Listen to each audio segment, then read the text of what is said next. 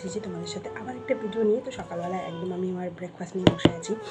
তো আজকে আমার কি আছে প্রোগ্রাম, কি করছি সেটা আমি তোমাদের সাথে শেয়ার করব। তোমরা কিন্তু সঙ্গে থাকো, কেউ স্কিপ করবে না। আর আমি ব্রেকফাস্ট করিনি, দেন আমি রেডি হবো। রেডি সেটা তো তোমাদের অবশ্যই দেখতে হবে, তাই চোখ রাখো আমার চ্যানেলে আর স্কিপ না করে পুরো ভিডিওটা দেখো।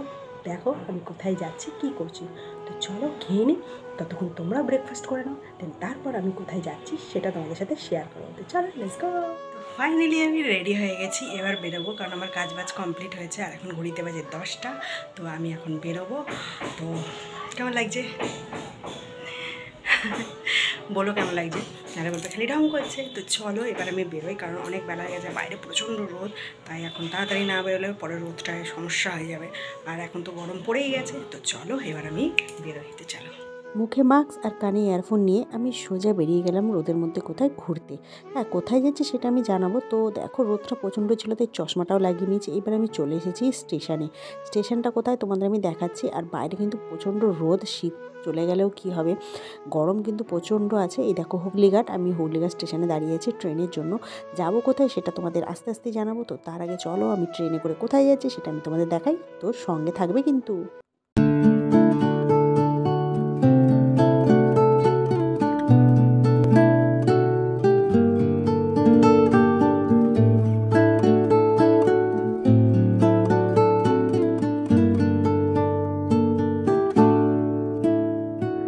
যে কটা দিন তুমি ছিলে পাশে, কেটেছিল নৌকার পালে চোখ রেখে।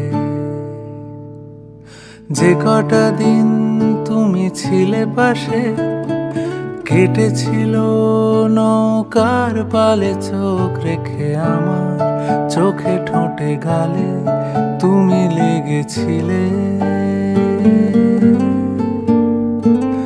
আমার চোখে ঠোঁটে গালে তুমি লেগেছিলে। যেটুকু তো যেতে যেতে রাস্তায় একটা জায়গা আমি তোমাদের দেখাতে চাই, সেটা হচ্ছে বড়িপাড়া। এটা হচ্ছে নৈহাটি যাওয়ার আগে তুমি একটা ছোট্ট পাড়া মতন দেখতে পাবে, যেখানে শুধু বড়ি শুকর দেওয়া হয়। এই যে সাদা সাদা যেগুলো দেখতে পাচ্ছ, এগুলো কিন্তু বড়ি। আগেকার দিনে লোকেরা বলতো নাকি বড়ি দেওয়ার আলাদা দিন থাকে, আলাদা সময় থাকে। তো যাই হোক, এইখানে কিন্তু 12 মাসই বড়ি দেওয়া হয়। তো এইভাবে দেখতে দেখতে চলে এলাম সোজা নৈহাটিতে। এখন হচ্ছে সকাল 11টা, আর এখন কিন্তু ভিড়, কারণ অফিস টাইম তোমাদের আমি বলেছি, তাই স্টেশনে কিন্তু একদম ভিড় রয়েছে। তো আমি এবার ট্রেন ধরে সোজা যাব আমার গন্তব্যে। তোমরা হয়তো রাস্তাটা দেখে বা জায়গাটা দেখে অনেকে চেনা চেনা মনে হবে, কিন্তু দাঁড়াও, সবুর করো সবুর করো, আমি ঠিক তোমাদের দেখাবো আমি কোথায় যাচ্ছি। তো যাই হোক, বাইরে কিন্তু রোদ রয়েছে, তাই আমি ভাবলাম যে একটু দেখি, চশমাটা পরেই নিই, কারণ রোদে তো যেতে খুবই অসুবিধা হয়। আর আমাকে একদম সামনের সিটে বসিয়েছে। তো তো এইবার যেতে যেতে তোমাদের আর একটা জিনিস দেখাচ্ছি। এই দেখো কি সুন্দর রাস্তা না, একদিকে ট্রেন আর একদিকে টোটো। এই জায়গাটা কিন্তু আমার দারুণ লাগে।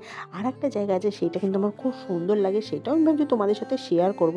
তো এই জায়গাটা হচ্ছে একটা বিহারিদের জায়গা, মানে যেখানে না ছট পুজো করা হয়। কি সুন্দর ছোট ছোট ছোট ছোট ঘর, আর জায়গাটা এত পরিষ্কার পরিচ্ছন্ন, দেখতে কিন্তু হেভি লাগে। তো চলো আমি আমার গন্তব্যে পৌঁছে গেছি, তারপরে কথা বলছি। দেখো আমি এসে গেছি কার বাড়িতে। তোমরা হয়তো বাড়িটা দেখে চিনতে পারবে, কারণ কিছুদিন আগেই আমরা ঘুরে গেছি। তো আজকে আবার আসলাম, কারণ তার পিছনে কারণ আছে যে কালকে আমি জানতে পারি যে মল্লিকার শরীরটা একটু খারাপ।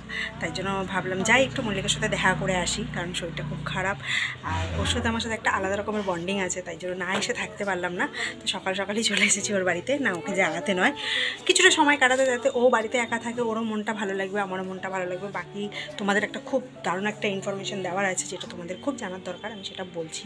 দাঁড়াও। আজকে আমি যখন আসছি কাঁচরাপাড়া থেকে, তোমরা ভালো মতন জানো আমি ট্রেনে এসেছি। তো আসার সময় তোমরা যারা যারা ট্রেনে জার্নি করো, বা বিশেষ করে যারা একা জার্নি করো, এটা তাদের জন্য ইনফরমেশানটা, যেহেতু খুব অ্যালার্ট থাকতে হবে। তো আমি বলছি, আমি যখন এসেছি তো খুব একটা মেয়ে, বিশেষ করে দেখবে ট্রেনে একটা তোমার একা যদি কেউ দেখে, এরকম কোনো মেয়ে তোমার কাছে হয়তো একটু যেচে যেচে কথা বলতে আসবে, বা তোমার পাশে আসবে, বলবে তুমি কোথায় থাকো, বা তোমার বাড়ি কোথায়, আমার বাড়ি এখানে, মানে খুব যেচে যেচে কথা বলবে। তারপর জিজ্ঞেস করবে তুমি কোনো জব করো কি না, হ্যাঁ যদি কোনো জায়গা ফাঁকা থাকে বলবে। তো এইরকম বলে বলে না অনেক মেয়েরা আছে, যেটা তোমাদের সঙ্গে কথা বলার চেষ্টা করবে, তোমাকে অনেক অনেকভাবে মানে ইমপ্রেস করবে, তো সেই সবগুলো থেকে কিন্তু একটু দূরে থাকবে। কারণ আজকাল এটা কিন্তু খুব বেরিয়েছে, স্টেশনে বিশেষ করে এগুলো দেখা যায়। আর আমি এটা কিন্তু অনেকবার সাফার করেছি, এই জিনিসটা কিন্তু আমি অনেকবার দেখি, যেহেতু আমি এই ব্যাপারটা বুঝতে পারি, যেহেতু আমার অনেকবার এইটার অভিজ্ঞতা হয়ে গেছে।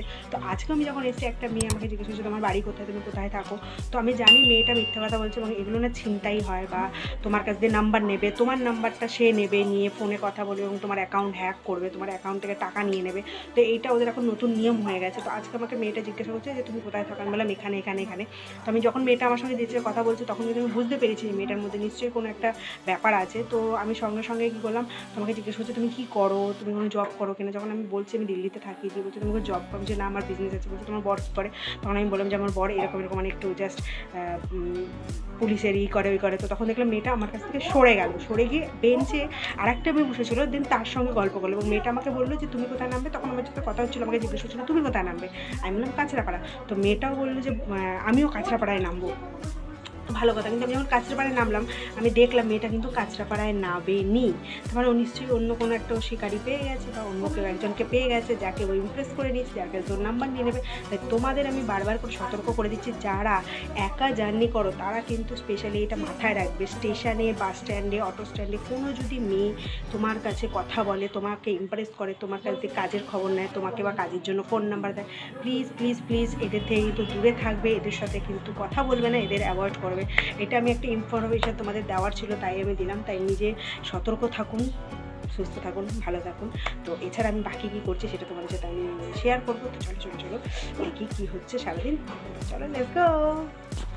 অনেক বকবক হয়ে গেল, তো আমি বকবক করে ড্রেস চেঞ্জ করে এসে বসলাম। তো সঙ্গে সঙ্গে আমাকে মল্লিকা এই ম্যাগি নুডলস যেটাকে বলে এনে দিল, কারণ ও শরীর খারাপ। আমি প্রথমেই বলেছি যে কোনো খাওয়া দাওয়ার কোনো ঝামেলা করবি না, কিন্তু জলটা এত পরিমাণে দিয়ে দিয়েছে, এটা কিন্তু পুরো স্যুপ হয়ে গেছে। তো যাই হোক, স্যুপটা হলেও অসুবিধে নেই। তো রান্নাবান্নার ঝামেলা করতে আমি মানাই করেছিলাম, কারণ ওর শরীর খারাপ আর আমি চাই না যে ও তিতিবিরক্ত হোক।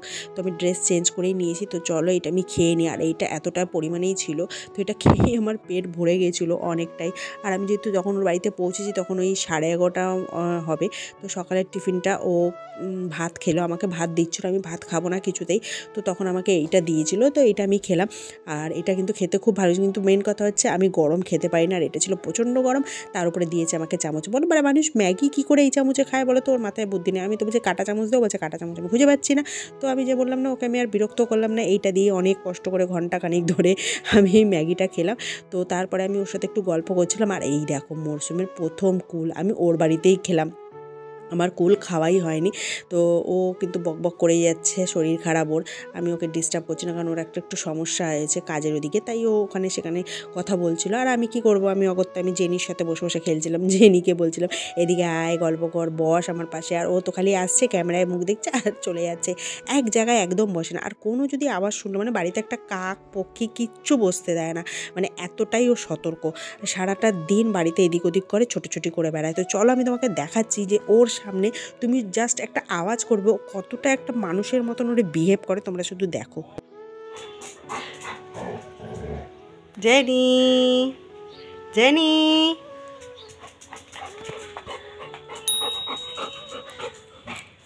হাই হাস,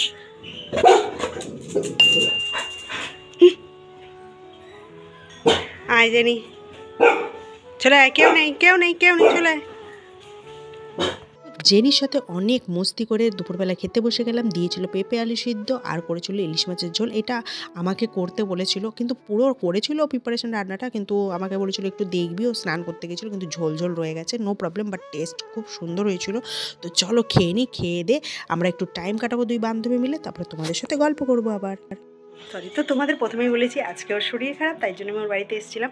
তো সেরকম কিছু মজা করিনি, কিন্তু যেহেতু শরীরটা ভালো না, তাই ওকে একটু ভালো রাখার জন্য, আনন্দ রাখার জন্য যা করে একটু হাসানো, ইয়ার্কি, মজা, রিলস এইসব বানানো, এগুলোই করছিলাম। সারাদিন এইভাবেই কেটে গেল, তার মধ্যে একটু আসা যাওয়া তো আছেই, কিন্তু এরকম তারপরে যেই আমি বেরোবো তখন গালাগালি শুরু করে এরকম দেবে। মানে শরীর খারাপ আমার দুঃখের দিন, এই দুঃখের দিনে কজন এসে সাথ দেয়।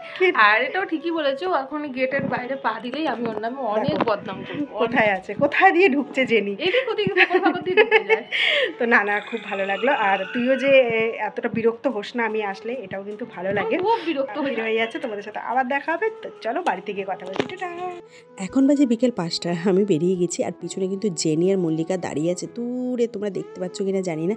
তো যাই হোক, ওর বাড়ি থেকে বেরিয়ে গেলাম, মনটা খারাপ লাগছে যেহেতু ও অসুস্থ, আবার ও একা হয়ে গেল, আমিও একা। যতটা সময় ওর সঙ্গে কাটাতে পারি ভালো লাগে, কিন্তু কি করব, বাড়ি তো যেতেই হবে। আর এই দেখো ট্রেনে আমি উঠে গেছি। আর লেডিসেই আমি সবসময় উঠি, কারণ জেন্টসে প্রচণ্ড ভিড় হয়। শিয়ালদা লাইনের ট্রেন তো অনেক আছে, বাট প্রত্যেকটা ট্রেন সব সময় ভিড় থাকে। তো সন্ধেবেলায় অনেকটা সন্ধে হয়ে এসছে, আর আমিও ওর সাথে অনেক গল্প করেছি, আমার এক্সপিরিয়েন্স ওর সাথে শেয়ার করেছি, আর আমার কী অভিজ্ঞতা হয়েছে সেটাই আমি ওর সাথে শেয়ার করেছি। কারণ তোমাদের প্রথমেই বললাম ট্রেনে আজকে আমার সাথে কী সমস্যা হয়েছে। তোমরা কিন্তু সব সময় সতর্ক থাকবে। এইসব মেয়ে যেরকম দেখো ট্রেনে কত মেয়ে থাকে না, এদের থেকে কিন্তু সব সময় সতর্ক থাকবে, বিশেষ করে যারা একা বেরোয় রাস্তায়, কারণ এইটা কিন্তু তোমাদের আগে থেকে জেনে রাখা দরকার। তো চলো এবার আমি সোজা বাড়ি যাব, অনেকটা টায়ার্ড হয়ে গেছি, সারাদিন ঘুরলেও কি হবে, একটু তো জার্নি হয় ট্রেনের রাস্তায় আসা যাওয়া। বাইরেটা কিন্তু খুব সুন্দর লাগে, আর এই দিকটা না অনেকটা গ্রাম গ্রাম, তো আমার খুব ভালো লাগে। আর অনেকটা ভিড় কমেও এসেছে। তো আমি বাকি রাস্তা তোমাদের সাথে শেয়ার করব না, কারণ এরপরে আমি নৈহাটি হয়ে আমি বাড়ি যাব, আর তখন অনেকটা রাত্রির হয়ে যাবে, তাই তোমাদের সাথে আমি শেয়ার করছি না। বাকি অন্য দিন আমি তোমাদের সাথে আমার একটা জার্নি অবশ্যই শেয়ার করব, যেখানে আমি কি করে ব্রেক জার্নি করে আমি মল্লিকার বাড়িতে এসেছি, সেটা কিন্তু আমি তোমাদের অবশ্যই দেখাবো। কারণ ওর বাড়িতে যেতে অনেকগুলো রাস্তায় যাওয়া যায়, আর ডিফারেন্ট সেইটা কিন্তু খরচ। আজকে আমি যেটা এসেছি এটা কিন্তু খরচ হয়েছে 60 টাকা। দেন এরপরও আমি দেখব আর তোমাদের সবাইকে দেখাবো আর কীভাবে ওর বাড়িতে যাওয়া যায়। তো চলো আমি একবারে বাড়িতে গিয়ে কথা বলছি। পুরা ফাইনালি আমি চলে এসেছি বাড়িতে। একটা বন্ধুত্ব সম্পর্ক আমার যাওয়াতেও একটু খুশি হয়েছে, আর খুব ভালো লেগেছে। আমার চিকু উল্টে গেছে, খারাপ ছিল যেহেতু অসুস্থ, বাট তাও খুব ভালো আমাদের কেটেছে। তো দেখলেই আমি কি করলাম। তো ভিডিওটা আর বাড়াবো না, আমি এখানেই শেষ করবো। দেখা হবে তোমাদের সাথে অন্য একটা ভিডিওতে। ততক্ষণের জন্য ভালো থেকো, সুস্থ থেকো, আর অবশ্যই আমার ভিডিওটাকে লাইক কমেন্ট শেয়ার করো, আর এইভাবে আমার পাশে থেকো। তো ততক্ষণের জন্য টাটা।